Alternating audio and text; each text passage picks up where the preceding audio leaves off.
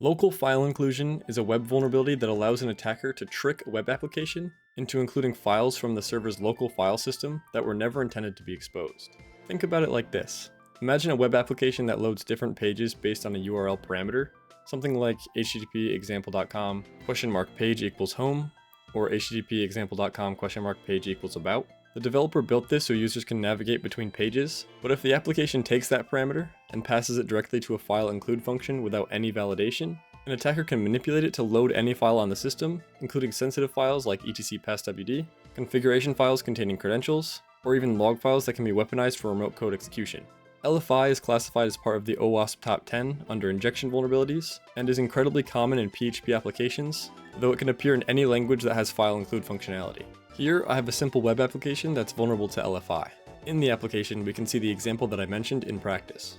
The index of the application takes a page parameter that will load in other PHP files, sort of acting like a template for these other pages. Right now we've got the home.php page loaded up, but if we click this about button, we see the page parameter is set to the about.php page, and the about page is loaded up on the site.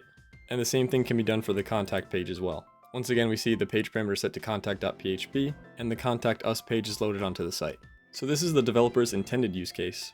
However, without proper sanitization, the application can allow for the disclosure of local files, such as etc passwd, credential files or databases, and even SSH keys. At the top here, if we replace contact.php with something like etc passwd, we can see that no input sanitization was done, and we're able to access the etc passwd file on the local system, and have the contents of the local file spit back to us on the web page. If an LFI vulnerability is discovered, any file that we can guess that the user running the web application has access to, we can read.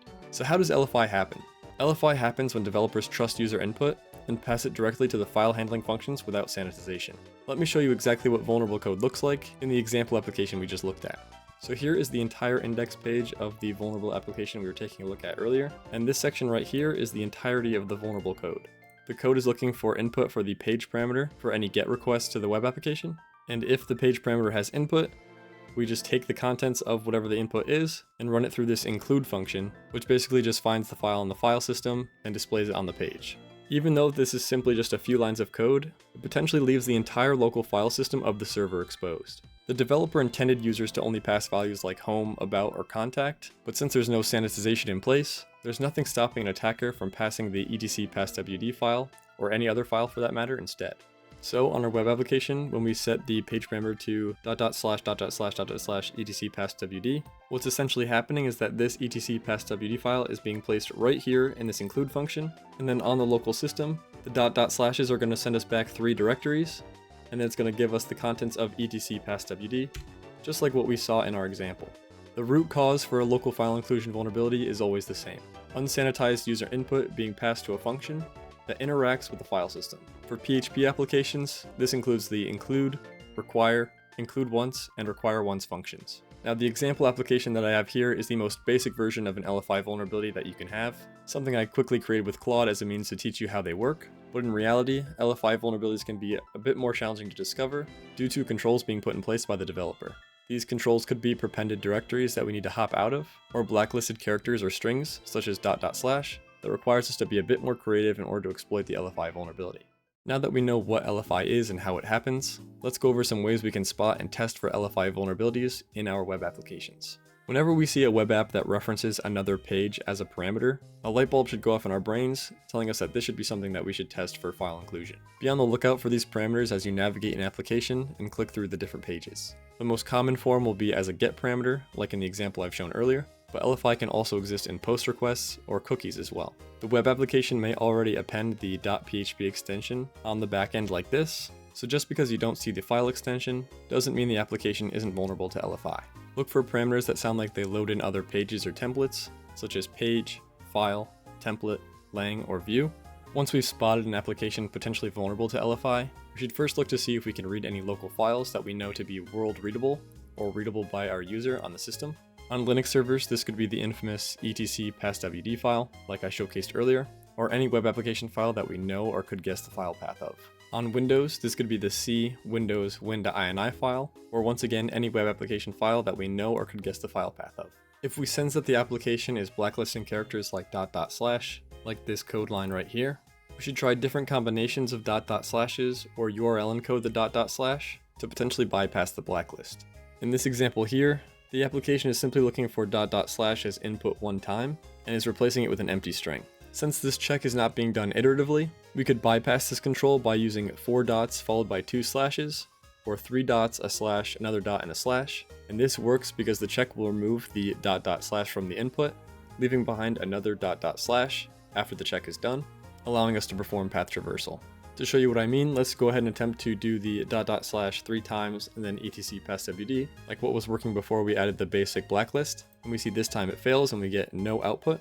But now if we add the 4 dots and 2 slashes 3 times, the application is going to look for this dot dot slash in the middle, it's going to delete it, and it's going to leave behind 3 dot dot slashes for the include function to traverse the file system back 3 directories and read the etc passwd file.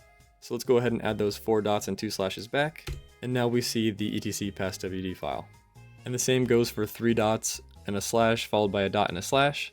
The blacklist is going to find these dot dot slashes in the middle here and delete them, once again leaving behind 3 dot dot slashes, going back 3 directories and reading etc passwd.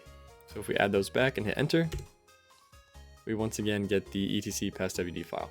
If the web application is written in PHP and allows for PHP filters, we could test for local file inclusion by reading the source code of the index.php page using the payload php://filter/read equals convert.base64-encode /resource equals, and then the page we want to try and read, in our case the index.php page, or you would omit the final .php at the end here if the web app is already including the .php on the back end. So once we hit enter, we get a long string of characters that kind of looks like nonsense, but this is actually the base64 encoded version of the index.php page. So if we copy this, we could then go to our attacking Linux virtual machine, echo out the base64 encoded string, pipe it to base64-d to decode the base64, and then save the output to test.php.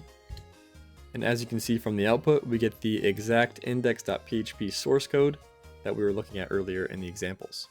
So if this works like it did, we can read the source code of any PHP page on the site, potentially allowing us to discover more critical vulnerabilities or even credentials. And to make our lives even easier when enumerating, we could use LFI word lists and a tool like FUF to automatically discover LFI vulnerabilities, or use an LFI automation tool such as LFI Suite, LFI Freak, or Liffy to potentially do some of the heavy lifting for us. So here's an example of using FUF and an LFI word list, like LFI Jihadics, against the page parameter of our web application to automate the discovery of an LFI vulnerability. Running it without any filters gives us a ton of output because every single request is going to give us a 200 response. But we notice that the file size of 965 is very common, indicating that this is the size of the web application when local file inclusion is not abused. So we can clear this, and then filter out any file sizes of 965 to see all of the results that did work against our web application, showing us that we do have a local file inclusion vulnerability on our hands. We could then take any of these results and copy them, paste them into the page parameter, and we're able to read the results of those files. Now that we know LFI is possible, we need to know what kind of files to look for in order to escalate our privileges on the application or obtain remote code execution on the web server. Some of the lowest hanging fruit that we could look for would be log files, configuration files, and the proc self environ file to read environment variables which may contain credentials. Let's go ahead and try and read the proc self environ file in our vulnerable web application.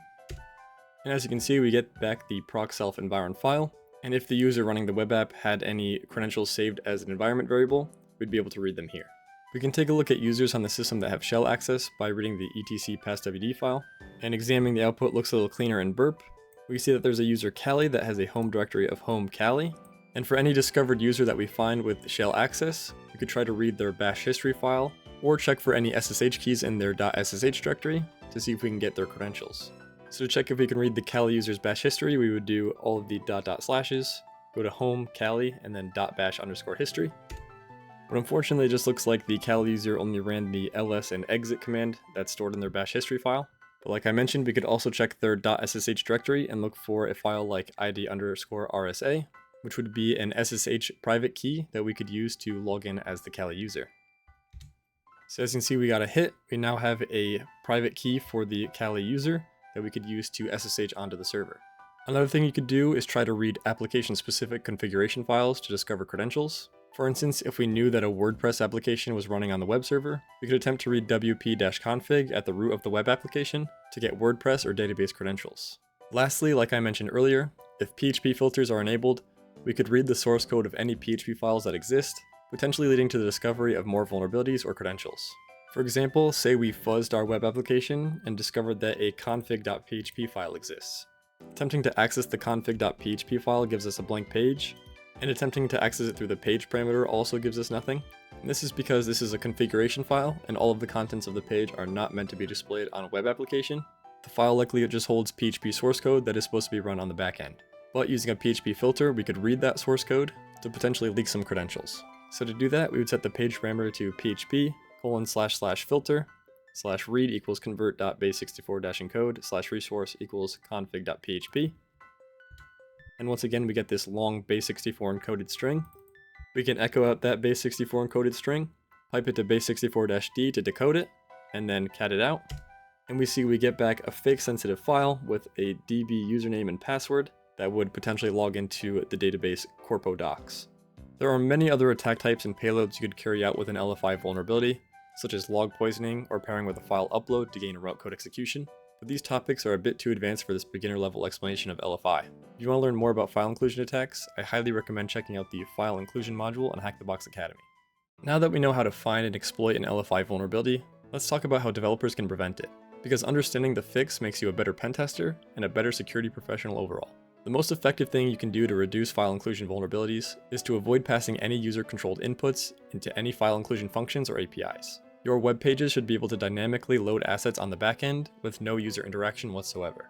In some cases, this may not be feasible, as it may require changing the whole architecture of an existing web application. In such cases, we should utilize a limited whitelist of allowed user inputs, and match each input to the file to be loaded, while having a default value for all other inputs. So in this example here, we've got the original vulnerable code, where it just takes any user input into the page parameter and includes it.